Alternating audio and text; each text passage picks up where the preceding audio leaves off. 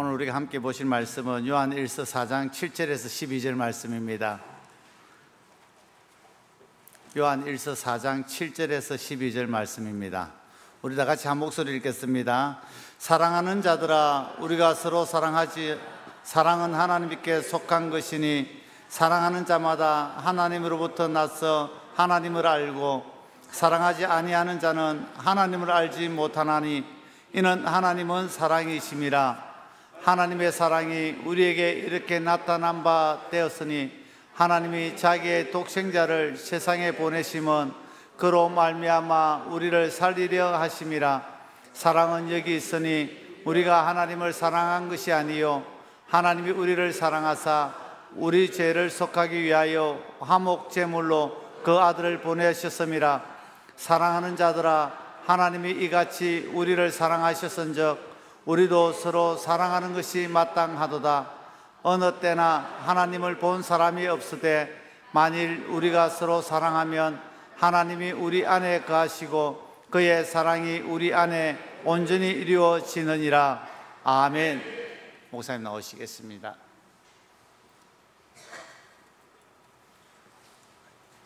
할렐루야. 네, 우리 날씨가 더워지지만 우리 성도들의 뜨거움이 더 뜨거운 줄로 믿습니다.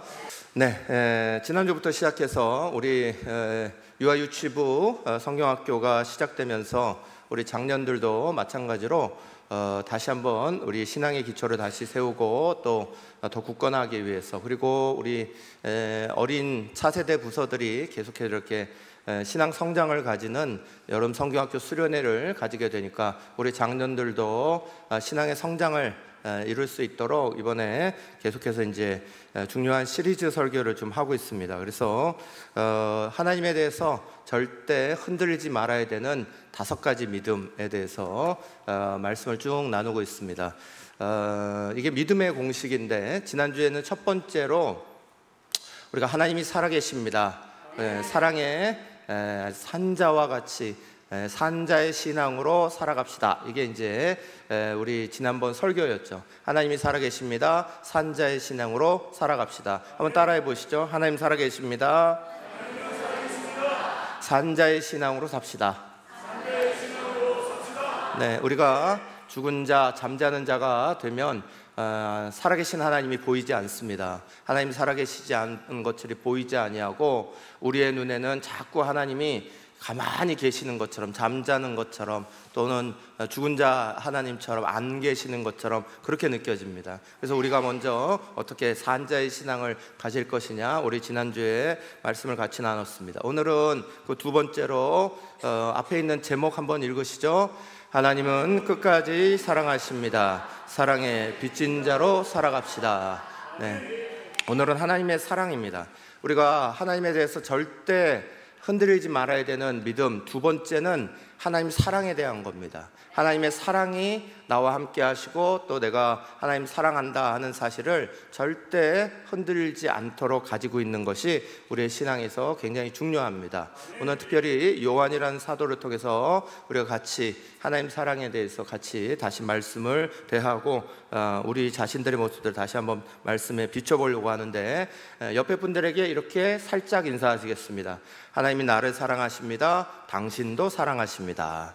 하나님이 나를 사랑하십니다. 당신도 사랑하십니다.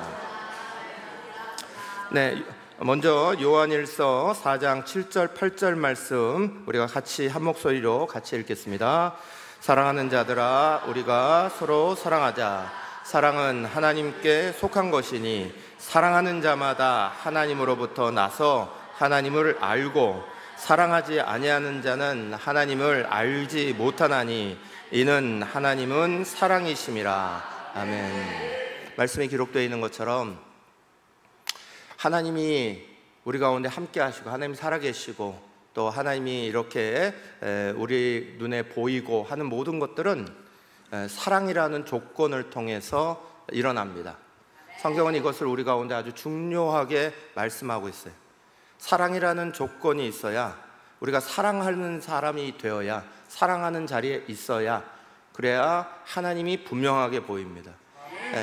그것을 하지 않을 때 그 하나님의 사랑이 우리 가운데 보이지 않을 때, 그러면 하나님이 정말 계시나? 하나님이 정말 나를 그렇게 돌보고 계시는가? 우리는 의심할 수밖에 없다. 사도 요한이라는 분을 통해 오늘 우리에게 요한 1서의 말씀 통해 우리에게 주시고 있는 겁니다. 저는 이 요한 사도의 모습을 개인적으로 굉장히 중요하게 생각합니다. 사도 요한은 다른 사도들과 다르게 사랑에 대해서 굉장히 많이 표현해 놨습니다. 사랑에 대해서 깊이 알았던 사람이 이 사도 요한이었습니다. 그래서 다른 복음서하고 다르게 요한은 항상 사랑의 메시지가 아주 그 모든 요한의 문서의 중요한 화두가 되어 있습니다. 요한의 문서는 요한복음, 요한 1, 2, 3서 그리고 요한계시록 이렇게 성경에 5권이 있습니다.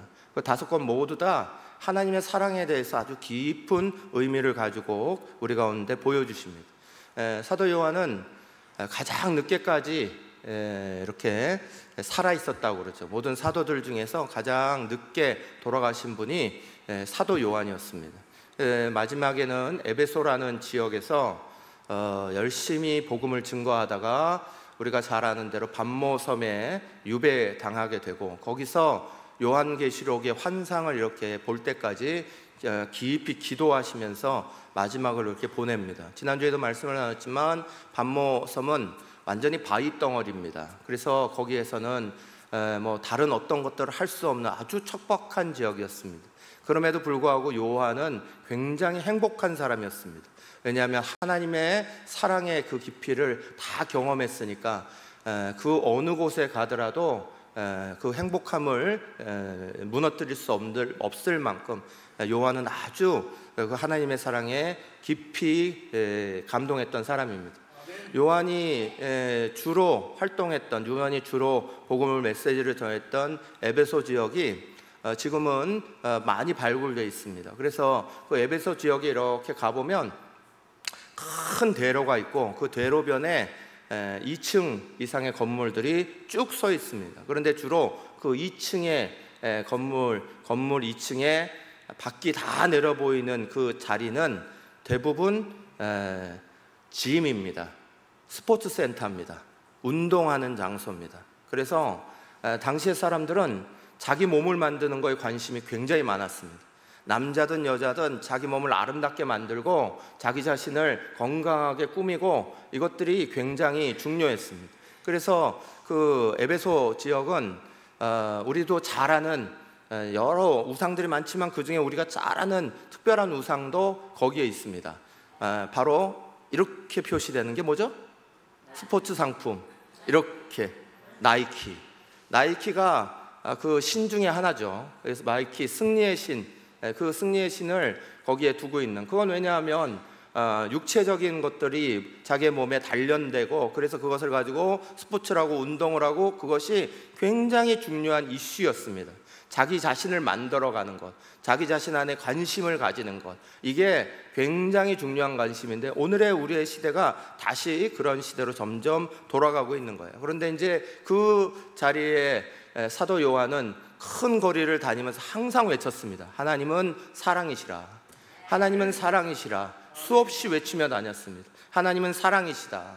하나님의 사랑이 함께해라. 하나님의 사랑이시다. 이 이야기를 늘 외쳤습니다. 요한은 하나님의 사랑을 볼 줄 알았던 사람이고 느낄 줄 알았던 사람입니다. 그냥 이론적으로만 사랑이다 라고 생각하지 아니하고 그냥 어디서 들은 사랑이 아니라 본인이 깊이 느낀 그 하나님의 사랑이 늘 가슴속에 있었던 사람이고 그 하나님의 사랑을 자기도 늘 고백할 줄 알았던 그런 사람입니다. 당시 유대인들이 하나님에 대해서 그렇게 알았냐? 사실 그렇지 않습니다. 하나님의 사랑에 대해서 유대인들이 느꼈냐? 그렇지 않습니다. 말라기서 1장 2절 말씀에 보면 이렇게 말씀이 기록되어 있어요. 여호와께서 이르시되 내가 너희를 사랑하였노라 하나 너희는 이르기를 주께서 어떻게 우리를 사랑하셨나이까 하는도다 그랬습니다. 유대인들이 수천 년 동안 함께 하신 하나님을 경험했습니다. 율법 속에서도 하나님을 만났습니다. 그러나 그 유대인들의 대부분은 하나님의 사랑을 느끼지 못했습니다. 하나님이 계신 걸 보지 못했습니다. 그저 남들이 말하니까 사랑이 있나 보다, 하나님이 그러신가 보다 라고 말했지, 그 사랑을 느끼고 보는 것들을 잘 알 수 없었습니다. 그러나 요한은 하나님의 사랑을 만났습니다. 그리고 그 하나님의 사랑으로 자기의 모습이 완전히 변화됩니다. 그래서 요한의 5가지의 문서, 특별히 요한 복음은 다른 복음서하고 전혀 다른 관점으로 기록해놨습니다. 그 다른 관점이 뭐냐? 사랑입니다. 요한복음에만 나오는 하나님의 사랑, 예수님의 사랑의 실천의 자리가 너무나 많이 나옵니다. 가장 먼저는 가늠하다가 남편 여럿을 두고 있는, 그래서 낮에 우물가에 찾아 나와서 사람들의 멸시 속에 나왔던 그 우물가에 나왔던 사마리아 여인, 이 이야기는 오직 요한복음에만 있습니다. 그 여인을 주님이 얼마나 사랑하셨는지 함께 이야기하고 복음을 만나게 하고 예수를 만나게 하고, 그래서 돌아가서 그 부끄러웠던 사람이 밖으로 나아가 와 보라 내가 그리스도를 만났다라고 증거할 만큼 밖으로 쫓아가는 그 장면에 대한 이야기를 요한만 보았습니다. 그리고 요한이 그것을 기록해 놨습니다. 가늠하다가 현장에서 잡힌 여인들, 그 여인을 사람들이 돌로 치려 할 때, 예수님 앞에 무릎 꿇게 했을 때 예수님은 그 여인을 용서하셨습니다. 용서하신 그 사랑, 그리고 많은 사람들에게 죄 없는 자가 먼저 돌로 치라 말씀하시면서 아무도 그를 해할 수 없도록 하신 그 사랑에 대한 이야기, 요한복음에만 나옵니다. 제자들의 발을 씻기신 이야기, 선생된 예수께서, 높은 자리에 계시는 예수께서 그 하인들처럼, 종처럼 한 명 한 명의 제자들의 발을, 식사하시다가 일어나 수건을 두르시게 일어나서 그 발을 닦으시는 그 세심한 모습을 요한복음만 기록하고 있습니다. 요한은 다른 제자들과 똑같이 만났으나 그러나 더 깊이 예수님의 사랑을 느낄 줄 알았고 볼 줄 알았습니다. 십자가에 달려서 돌아가시는 그 순간까지 사람들을, 자기의 원수들을 다 용서하실 뿐만 아니라 요한은 거기에서 한 발자국 더 나가 기록합니다. 그 사람들을 위하여 기도하셨다라고 기록하고 있습니다. 예수님이 그 십자가상에서, 그 괴로움 속에서 그 못 받고 있는 사람들을 그저 치실 뿐만 아니라 그냥 용서하신 것으로 끝나지 않으시고 그들을 위하여 특별히 더 기도하셨다라고 그 기도의 소리를 들었던 요한. 나머지 제자들은 다 도망갔으나 그 예수님의 십자가 발 밑에까지 어머니와 함께 갔던 그 요한. 그래서 예수님이 보아라 네 어머니다 라며 육신의 어머니를 이 요한에게 맡길 수 있었던 그 요한은 주님의 사랑을 깊이 알았던 사람입니다. 요한복음에만 베드로, 그 배반했던 베드로를 찾아가셔서 갈릴리 호숫가에서 다시 고기를 잡게 하시고 그 고기를 다시 아침 조반으로 구워주시고, 그리고 베드로에게 네가 나를 사랑하느냐라고 3번이나 물으신 이야기가 오직 요한복음에만 나옵니다. 사랑하는 여러분, 요한은 그저 하나님의 사랑을 이론으로 들었던 사람이 아닙니다. 하나님의 사랑이 내 가슴 속에 있다는 걸 느꼈던 사람입니다. 그래서 요한은 변화됐습니다. 원래 요한은 마가복음 3장 17절에 따르면 예수님께서 직접 별명을 지어줬습니다. 그 별명은 우레의 아들이었습니다. 얼마나 성질이 먹같았으면 우당탕탕 해대니까 막 성질대로 부려싸니까, 그러니까 예수님이 너는 우레의 아들이야 라고 별명을 지어줬던 사람이 요한입니다. 그런데 그 예수님의 사랑, 그 사랑에 힘입어서 마지막 예수님과 함께하는 그 자리 안에서는 특별히 예수님의 품에 기대어 누워있던 사람이 요한입니다. 요한은 자기를 표현할 때, 요한복음에서 자기 자신을 표현할 때 그냥 요한이라고 쓰지 않았습니다. 거기에는 분명하게 사랑하시는 자라고 씁니다. 예수께서 사랑하신 자, 바로 자기를 말하는 겁니다. 요한복음 13장 23절, 예수의 제자 중 하나 곧 그가 사랑하시는 자가 예수의 품에 의지하여 누웠는지라. 예수의 품에 마지막 만찬의 자리에서 이 요한은 예수님의 품에 이렇게 안겨 있습니다. 우레의 아들이었던 이가, 그 성질 급하고 그 남자다움을 존중하고 그것을 대단하게 생각했던 이 요한이 그 간질간질한 사랑과 같이 예수님의 품에 이렇게 기대어 자기를 사랑하신 자라고 말씀하시는 것을 너무 좋아했습니다. 요한복음은 곳곳에 그렇게 써놨습니다. 요한복음 19장 26절, 예수께서 자기 어머니와 사랑하시는 제자가 곁에 서 있는 것을 보시고 해놨습니다. 요한복음 20장 20절, 시몬 베드로와 예수께서 사랑하시던 다른 제자에게 달려가서 말하되. 요한복음 21장 7절, 예수께서 그 사랑하시는 그 제자가 베드로에게 이르되. 자기를 일컬을 때 요한은 그냥 요한 아니면 나 이렇게 일컬지 않습니다. 나는 사랑받는 사람이야. 나는 사랑 많이 받았어. 예수님의 사랑을 깊이 받았던 사람이야. 요한은 요즘 말로 말하면 왕자병 걸려있는 사람입니다. 사랑병 걸려있는 사람입니다. 그런데 사랑하는 여러분, 예수님께서 그러시니까 요한을 더 사랑했을 겁니다. 교회에서 신앙생활을 이렇게 하시다 보면 가끔 목사에 대해서 엉뚱한 오해를 하시는 분들이 있습니다. 그래서 목사님 나만 싫어하는 것 같아. 목사님은 나만 무시해. 목사님은 나만 내 인사만 안 받아. 나하고 눈도 안 마주치려고 그래. 이러면서 계속 그렇게 하시는 분들이 있어요. 근데 반면에 우리 목사님은 나를 너무 사랑해. 우리 목사님은 맨날 나하고 인사해. 나를 특별하게 생각하는 것 같아. 맨날 나하고 관심이 있어. 내 일에 다 관심을 가져. 사랑하는 여러분, 누가 교회 생활 더 잘하겠습니까? 말할 것도 없이 두 번째 분들입니다. 계속 자기의 마음 가운데 나는 사랑 못 받아 라고 생각하는 사람, 교회 생활이 좋을 리가 없습니다. 신앙생활이 좋을 리가 없습니다. 그러나 나는 사랑받는 사람이야. 나는 특별한 사랑을 가지고 있어. 교회 목사님한테도 특별하게 보이려고 그럴 뿐만 아니라 하나님 앞에서는 어떠실까요? 나는 하나님의 특별한 사랑을 받고 삽니다. 나는 그 사랑을 알아요. 나한테 함께 하신 그 사랑이 얼마나 큰지를 알아요. 예수님도 그 제자를 바로 옆에 두시고 그 품에 안으셨습니다. 그 사랑을 가지고 그 사랑을 만나기를 원하는 그에게 그 사랑을 더 주신 거예요. 사랑하는 여러분, 저 여러분은 어떠십니까? 우리는 사랑을 느끼고 계십니까? 그 사랑을 보고 계십니까?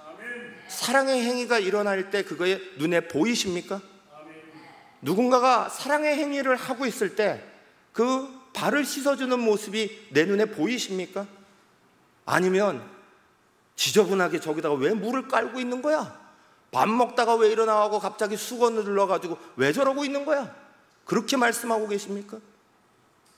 사랑하는 여러분, 우리의 사랑의 눈으로 사랑의 자리가 보여있는 사람이 되어야 됩니다. 그건 사랑을 느끼는 사람만이 사랑의 자리에 사랑의 말을 할 수 있는 거예요. 저는 우리 사랑하는 성도들이 가장 중요하게 그 사랑을 주님의 몸된 교회를 통해 주님과 함께하는 시간들을 통해 늘 만날 수 있기를 간절히 축원합니다. 여러분, 교회 나오셔서 하셔야 되는 제일 첫 번째가 뭡니까? 교회 나와서 해야 되는 제일 첫 번째는 자리에 딱 앉으시면 하나님 나 여기 왔습니다 그리고 기도하는 거죠. 근데 기도하고 나면 그 다음에 옆에 있는 사람들이 와갖고 막 얘기하기 바쁩니다. 수다 떨기 바쁩니다. 사랑하는 여러분, 교회에 오신 제일 중요한 첫 번째 자리는 오셔서 주님 저 여기 왔습니다. 그리고 제 마음속에 어느 틈엔가 한 주일 사는 동안 또 비워져 버린 그 사랑의 자리를 채워주십시오. 주님 사랑을 만나기를 원합니다. 그 기도하는 겁니다. 교회는 하나님의 사랑을 만나는 자리입니다. 하나님의 사랑을 상기하는 자리입니다. 다시 죄되김질하는 자리입니다. 그래서 교회를 이 땅 가운데 두신 거예요. 성경을 왜 읽습니까? 성경 열심히 읽어가지고 퀴즈 대회 우승해갖고 우승 상품 받으려고 그러십니까? 아니면 열심히 성경 외워가지고 신학교 가시려고 그럽니까? 성경을 왜 읽습니까? 성경 읽는 제일 중요한 이유는 하나님이 나를 사랑하신다, 그걸 발견하는 겁니다. 읽을 때마다 하나님이 나를 사랑하신다, 하나님 나를 말할 수 없이 사랑하신다를 되새김질하는 겁니다. 우리가 하나님 앞에 찬양하고 예배하는 것 속에서 우리는 되새김을 하는 거예요. 하나님이 나와 함께 하시는 시간들을 느끼는 거예요. 우리의 예배가 형식을 넘어가서 형식적으로 예배를 드리지 않냐고 찬양으로 많은 시간을 들이며 집중적으로 하고 있는 가장 중요한 이유가 뭡니까? 느끼라고 하는 겁니다. 우리 자신이 하나님 앞에 우리 자신을 드리라고 하는 겁니다. 그리고 그 하나님의 응답을 느끼라고 하는 겁니다. 우리는 느껴야 합니다. 하나님의 사랑은 이론이 아닙니다. 사랑이 이때가 아닙니다. 그 사랑이 나와 함께하는 걸 느끼는 거죠. 그 사랑이 오늘도 나를 돌보시는 걸 느끼는 거예요.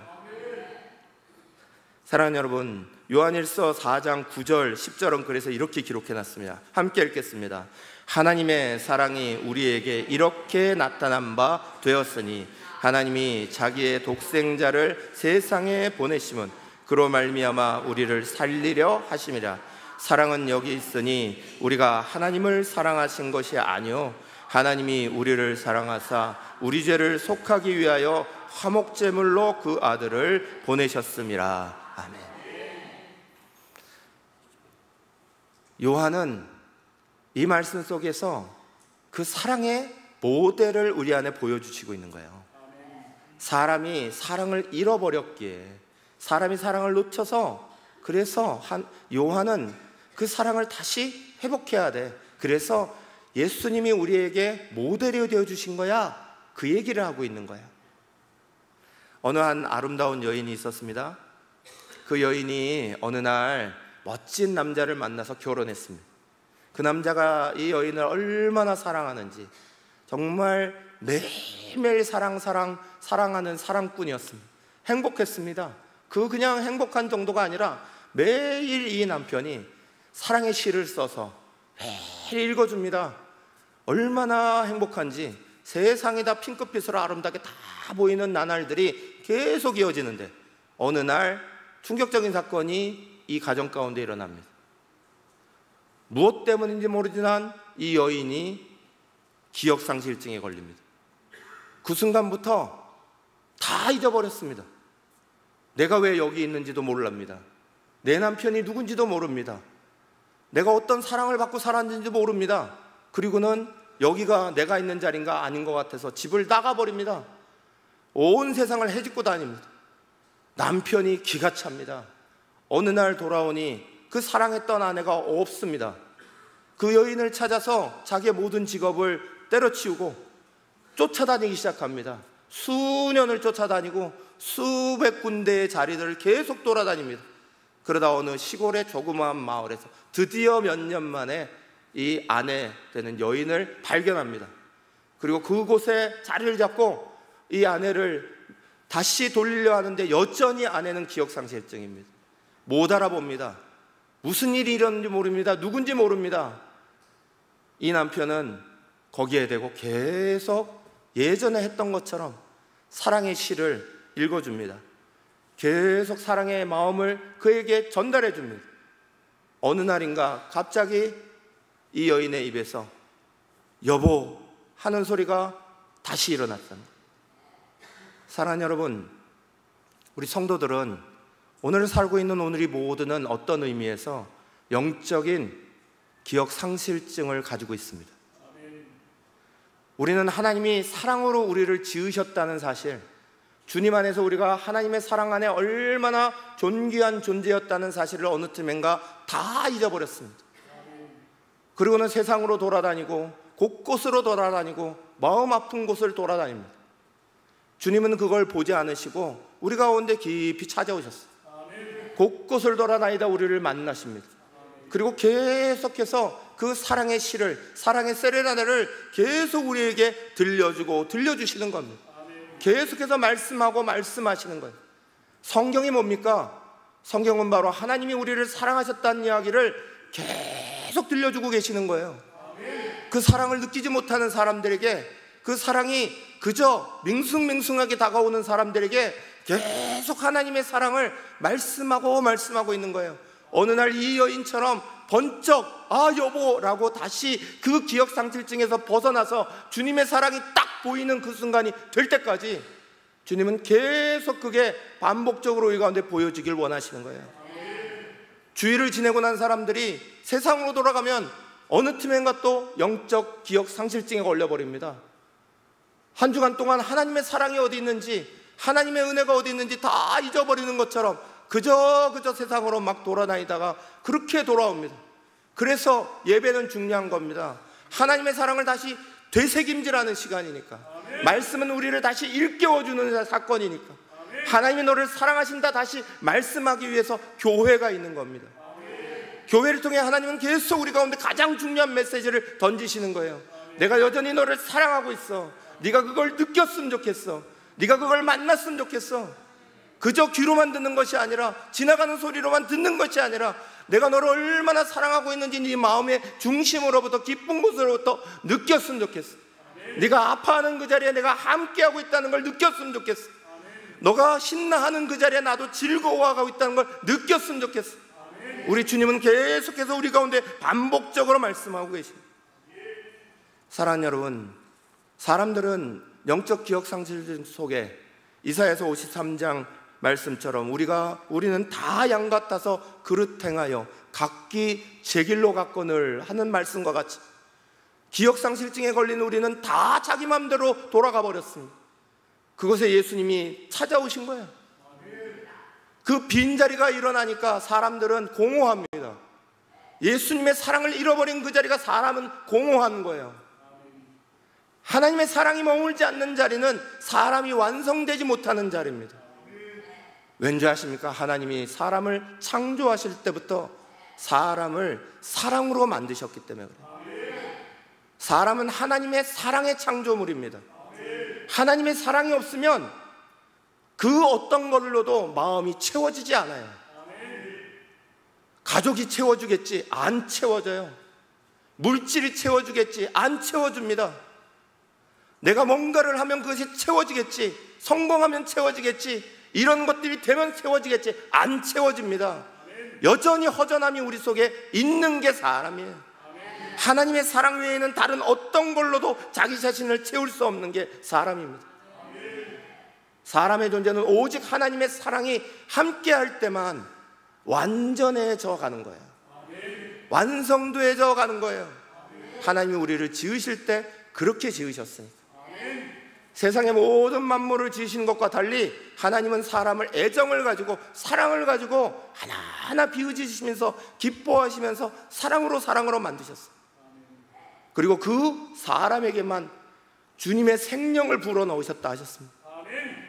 하나님의 사랑이 담길 때만 우리는 만족함이 있고 행복함이 있어요. 그거 없이 살아가는 사람들은 채우고 싶은 마음이 많아집니다. 하나님의 사랑이 없는 그 자리는 뭔가 이루어도 이룬 것 같지가 않거든요. 그러니까 뭔가로 계속 쫓아나갑니다. 이걸 채우려고 쫓아나가고 저걸 채우려고 쫓아나가고, 절대로 그것으로 우리 자신을 채울 수 없어요.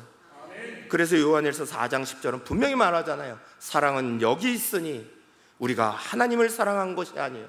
하나님이 우리를 사랑하사 우리 죄를 속하기 위하여 화목제물로 그 아들을 보내셨습니다. 그러면서 위대한 말씀을 하십니다. 로마서 5장 8절 같이 한번 읽겠습니다. 우리가 아직 죄인 되었을 때 그리스도께서 우리를 위하여 죽으심으로 하나님께서 우리에 대한 자기의 사랑을 확증하셨느니라. 아멘. 여기 우리라는 단어가 이 말씀 속에 3번이나 들어갑니다. 여러분, 이 우리라는 단어 대신에 본인의 이름을 한번 넣어서 이 시간에 다시 한번 읽어보겠습니다. 창식이가 아직 죄인 되었을 때에 그리스도께서 창식이를 위하여 죽으심으로 하나님께서 창식에 대한 자기의 사랑을 확증하셨느니라. 사랑하는 여러분, 하나님의 위대한 고백이에요. 성경은 예수님을 우리 가운데 사랑의 모델로 보내셨다라고 가르쳐주는 거예요. 요한은 오늘 요한 1서에서 우리 가운데 말하기를 독생자를 보내시고 그 아들을 통하여서 우리가 하나님의 사랑 가운데 있다 하는 것들을 알게 하시기를 원한다. 그래서 요한 1서 4장 9절은 시작할 때 이렇게 선포했어요. 하나님의 사랑이 우리에게 이렇게 나타낸 바 되었으니. 하나님의 사랑의 모델로 오셨다는 거예요. 4장 10절 이렇게 시작하고 있어요. 사랑은 여기 있으니. 주님이 우리에게 어떻게 오셨습니까? 말씀이 육신이 되어 우리 가운데 거하셨어요. 예수님의 사랑의 모델은 뭡니까? 예수님의 사랑의 모델은, 사랑이라는 것이 첫 번째는 되는 거라는 거예요. 그 사람과 같이 되는 것.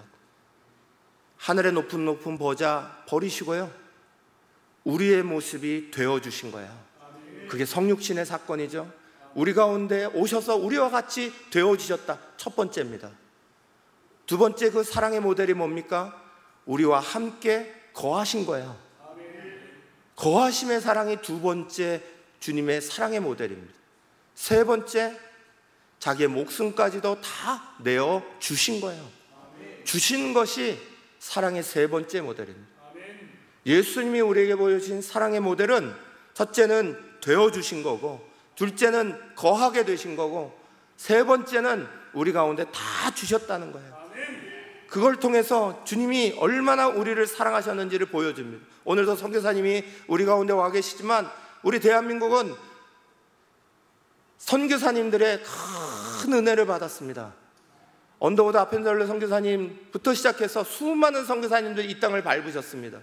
그들이 어떻게 모델이 되어졌습니까? 예수님의 모델 그대로 하셨습니다. 서양 사람들의 모습을 갖고 있는 그들이 이 땅에 와서 우리하고 똑같이 갓 쓰고 도포 입으며 똑같이 우리의 모습 안에 가부장짜리 틀고 그렇게 자리에 앉았습니다. 평생 의자 생활했던 분들이 조그만 사랑방, 조그만 방구석에 들어가서 윗목 아랫목 다 있는 그 자리에서 우리 모습 똑같이 그냥 방바닥에 앉으셔서 그 긴 다리가 얼마나 불편했겠습니까? 책상 다리에 앉는 게 얼마나 힘들었겠습니까? 그렇게 되었습니다. 그리고 그들이 우리 가운데 함께 거했습니다. 같이 살아줬습니다. 지금도 언더우드 선교사님 그 가문의 사람들은 한국을 살고 있습니다. 린튼 선교사님 그 가정의 사람들은 지금도 광주에서 결핵병원 원장으로 지금도 일하고 계십니다. 여전히 함께 살아주길 원합니다. 같이 함께 살아가는 겁니다. 그리고 거기에 주는 거죠. 아펜젤러 선교사님은요, 우리나라 와서 저 전국으로 복음 전하고 다니시다가 목포 지역에 들어가서 어느 섬으로 들어가는 길에 바다에 아이가, 소녀가 빠진 걸 봤습니다. 지체하지 않고 뛰어들어서 그 아이 살리시고, 아펜젤러 선교사님 우리나라 온 지 몇 년 안 돼서 바로 목숨을 잃어버렸어요. 조선에 있는 조그만 소녀 하나, 이름 있는 가문의 아이도 아닌 이름 없는 그 아이 하나를 위해서 자신을 다 내어주고 죽음당하고 끝냈습니다. 사랑하는 성도 여러분, 주님은 우리 가운데 사랑의 모델이 되어주셨어요. 그 모델 가지고 잘 생각하라는 거예요. 사랑이 뭐냐? 그 하나님의 사랑 가지고 살았던 우리가 그 하나님의 사랑의 자리에 나아가라는 거예요. 그래서 요한은 요한일서 4장 11절 12절에서 분명하게 이렇게 선포합니다. 같이 읽겠습니다. 사랑하는 자들아, 하나님이 이같이 우리를 사랑하셨은즉 우리도 서로 사랑하는 것이 마땅하도다. 어느 때나 하나님을 본 사람이 없으되 만일 우리가 서로 사랑하면 하나님이 우리 안에 거하시고 그의 사랑이 우리 안에 온전케 이루어지느라. 아멘. 사랑하는 여러분, 세 번째 제목이 써 있죠. 3번 그리고 있는 내용을 같이 한번 읽어보실까요? 하나님 사랑의 빛은 다른 사람에게 갚는 것입니다. 저는 우리 성도들이 착각하는 경우가 많다고 생각합니다. 하나님을 사랑하니까 하나님 앞에 나와 예배하는 거, 하나님 앞에 갚아드리는 거다라고 생각하는 경우가 종종 있으신 것 같아요. 내가 하나님 위해서 주의를 내고 드리고 이거 하는 거 대단한 일로 생각하시는 분들이 종종 있는 것 같아요. 아니요. 하나님이 나를 사랑하신 건 그저 내가 하나님 앞에 나와서 그렇게 하라는 정도가 아니에요. 우리가 하나님 앞에 예배하는 건 우리의 지으심의 본질이 예배하는 거기 때문에 그런 거예요. 하나님과 함께 즐거워하는 거기 때문에 그게 사람의 본질이니까 그런 거예요. 그러나 여기에 정말 중요한 건 사랑의 빛을 가진 사람은 하나님의 사랑 갚을 방법이 없어요. 하나님 그 큰 사랑을 우리가 무슨 재주로 다 갚아요? 그 크신 하나님의 사랑을 내가 갚아가고 있다면 그것 오히려 이상한 거죠. 하나님은 그래서 우리 가운데 반드시 말씀하는 게 있어요. 내가 너 사랑한 것처럼 너도 다른 사람 사랑해. 그러시면서 항상 우리로 하여금 그 사랑의 빛을 다른 사람에게 갚아가라. 그렇게 가르치시는 거예요. 요한일서의 말씀도 똑같아요. 하나님이 우리를 사랑하셨은즉 우리도 서로 사랑하는 것이 마땅하도다 그러셨습니다. 요한일서 3장 16절에 이렇게 말합니다. 그가 우리를 위하여 목숨을 버리셨으니 우리가 이로써 사랑을 알고 우리도 형제들을 위하여 목숨을 버리는 것이 마땅하도다. 하나님 사랑의 빛은 다른 사람에게 갚는 겁니다. 하나님 사랑의 빛을 가지고 살아가는 사람, 우리가 하나님 앞에 빚진 자로 살아가는 사람이라면 당연히 다른 사람이 보여야 합니다. 그러나 하나님의 사랑을 알지를 못하는 사람은 자꾸 자기중심적이 되는 거예요. 사랑은 두 가지가 있는 거예요. 사랑의 종류를 나누면 더 세밀하게 갈 수 있겠지만 큰 종류로 나누면 두 가지입니다. 한 가지는 인간적인 사랑입니다. 그걸 에로스적 사랑이라고 말하죠. 인간적 사랑, 에로스적 사랑의 가장 중요한 특징은 예쁘고 가치 있는 거다 생각하면 사랑하는 거예요. 이거 내가 사랑할 만하다 그러면 사랑하는 거예요. 또 자기 만족과 행복이 주어지는 거다 그래서 사랑하는 거예요. 또 내 성공과 나에게 도움이 되는 거다 라면 사랑하는 거예요. 그게 인간적인 사랑이에요. 에로스적인 사랑이에요. 하나님의 사랑은, 아가페적인 사랑은 특별히 예쁘거나 가치 없는 것이어도 무조건적으로 사랑하기 시작하는 거예요. 나의 만족이나 내 이익을 위해서가 아니라 상대방의 행복을 위해서 사랑하기 시작하는 거예요. 상대방 속에서 아름다움과 가치를 만들어내는 게 사랑의 방법이라고요. 사랑하는 여러분, 우리는 사랑을 하되 자꾸 착각합니다. 내가 이 정도 사랑하면 됐지. 내가 이 정도 하면 됐지. 아니요. 사랑하는 여러분, 하나님의 사랑을 가지고 살아가야 합니다. 유대인과 같이 하나님의 사랑을 볼 줄도 느끼지도 못해서 그저 세상 살아가는 걸 그저 그렇게 살아가려는 사람이 되지 마시고 사도 요한과 같아지시기를 간절히 축원합니다. 그리스도인들과 같아지시길 간절히 축원합니다.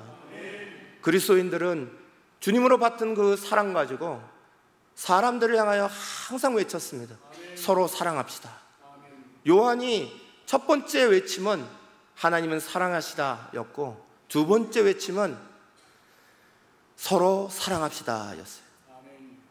항상 우리는 이 사랑의 자리가 우리의 삶의 자리 가운데 꼭 자리 잡을 수 있기를 간절히 축원합니다.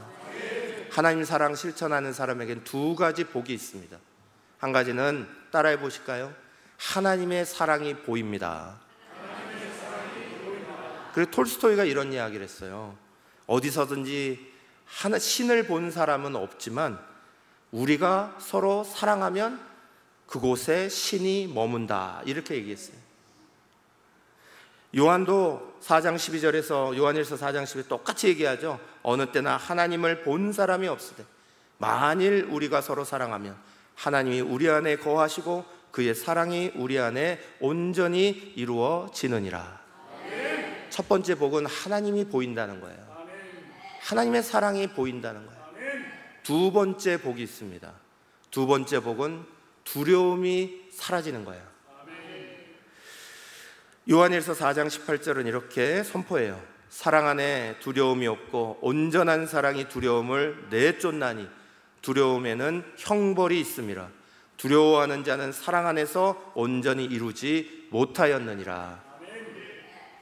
사랑하는 여러분, 저와 여러분 모두가 오늘 예수님의 사랑을 가지고 예수님의 사랑의 빚진 자로 살아가시기를 간절히 축원합니다.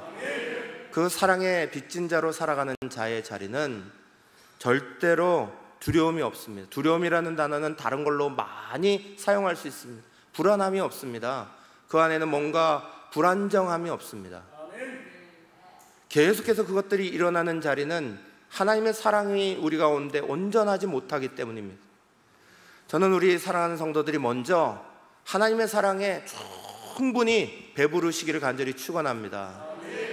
제가 없을 때 허석구 목사님이 6월 15일 날 오셔서 오병이어 설교를 하셨는데 제가 그걸 인터넷으로 보고 크게 감동이 됐어요. 하나님은 우리를 배부르게 하신다는 거예요. 성도를 배부르게 하신다는 거예요. 사랑으로 배부르게 하시고 은혜로 배부르게 하시고 말씀으로 배부르게 하시고, 그 배부르게 하셔서 배부른 사람들이 다른 사람을 보며 여유 있게 그 사람들을 나누고 베풀고 섬길 수 있도록 그렇게 만드신다는 거예요. 배고픈 성도들, 허기진 사람들이 다른 사람을 보면 그저 급하게 그들을 붙잡습니다. 계속 그들의 허기짐 때문에 다른 사람을 계속 올가맵니다. 여러분 배고프셔서 집에 가셔서 엄마 막 흔들어 본 적 없으십니까? 난에 막 흔들어 본 적 없습니까? 배고픈데 빨리 밥 내놓으란 말이야 그러면서 막 흔들어 본 적 없습니까? 배고픈 사람은 남을 힘들게 만듭니다. 그러나 배부른 사람은 그 사랑으로 남을 유익하게 해줄 수 있다는 거예요. 하나님은 우리를 배부르게 하십니다. 교회 오실 때마다 하나님 사랑을 많이 경험하십시오. 예배 드릴 때마다 하나님의 사랑에 깊이 경험하고 느끼시길 바랍니다. 말씀을 대할 때마다 하나님의 사랑으로 배부름을 경험하시기를 간절히 축원해서 우리 사랑하는 성도들이 하나님의 사랑에 배부른 자로, 하나님의 사랑이 가득 채워지는 자로, 그래서 다른 사람 위에 섬기고 나가는 자가 될 수 있기를 간절히 축원합니다. 이 시간에 우리 1분간 같이 기도합시다. 하나님, 요한이 우레의 아들에서 변했습니다. 그 사랑 때문에 성격도 삶도 완전히 바뀌고 그 입에는 사랑을 달고 살았습니다. 하나님 아버지, 정말 우리도 그저 이론으로만 듣는 사랑의 사람 되지 말고 느끼는 사람이 되게 해 주십시오. 하나님의 말씀을 대할 때마다, 예배를 할 때마다 하나님의 사랑이 우리의 마음속에 깊이 찾아오는 것들을 경험하고 그 사랑에 빚진 마음 가지고 다른 사람을 섬겨나가는 일에 실제적으로 나가야지 오늘 우리의 모습이 정말 하나님의 사랑에 대해서 밍숭밍숭하고 그저 아무것도 아닌 것처럼 느낌이 없고 감정이 없고 아무런 것들이 없는 그런 사랑이 우리 속에서 떠나가게 하여 주시옵소서. 진정으로 하나님의 사랑 속에 살아가는 사람이 되게 해 주시옵소서. 성령님 우리 가운데 찾아오셔서 일하여 주시옵소서. 주여 외치며 한번 같이 기도하겠습니다. 주여, 살아계시고 역사하시는 하나님, 오늘 우리가 이 땅을 살아갈 때 하나님의 사랑에 흔들리지 말게 하시길 원합니다. 우리가 어떤 상황 어떤 자리에 있든지 우리를 깊이 사랑하시는 주님, 그래서 그 사랑이 나를 배부르게 하고 나를 만족해 하고 그 사랑으로 나를 충만케 하셔서 하나님의 사람답게 이 땅을 살아가도록, 하나님의 사람답게 사람을 섬겨나가도록, 하나님 아버지 이기적인 사랑, 에로스적인 사랑이 아니라 하나님이 우리에게 주신 진정한 사랑의 자리로, 하나님 섬김의 자리로 나갈 수 있는 온전한 우리가 우리 안에 일어나도록 주여 도와 주시옵소서. 살아계시고 역사하시는 하나님 아버지, 오늘을 살아가는 우리 모두가 하나님의 사랑에 허기지고 목마른 사람이 되지 말게 하여 주시옵소서. 주의 전을 찾을 때마다, 주의 말씀을 대할 때마다, 주님과 함께하는 예배의 시간마다 우리도 사도 요한이 느꼈던 것처럼 사랑을 느끼게 하여 주시옵소서. 하나님의 사랑을 보게 하여 주시옵소서. 하나님의 사랑을 만나게 하여 주시옵소서. 그 사랑으로 배부름을 경험하게 하여 주시옵고 만족함을 경험하게 하여 주시옵고 그 사랑이 내 가운데 가득하여서 언제나 베풀어주고 나눌 수 있도록 우리를 인도하여 주시옵소서. 사랑에 부족한 자가 되었다면 다시 교회로 나와 주님을 만나는 매 주일마다 하나님의 사랑으로 다시 한번 충만해지는 우리 모두가 되게 하여 주시옵소서. 예수님의 이름으로 간절히 축복하며 기도합니다. 아멘.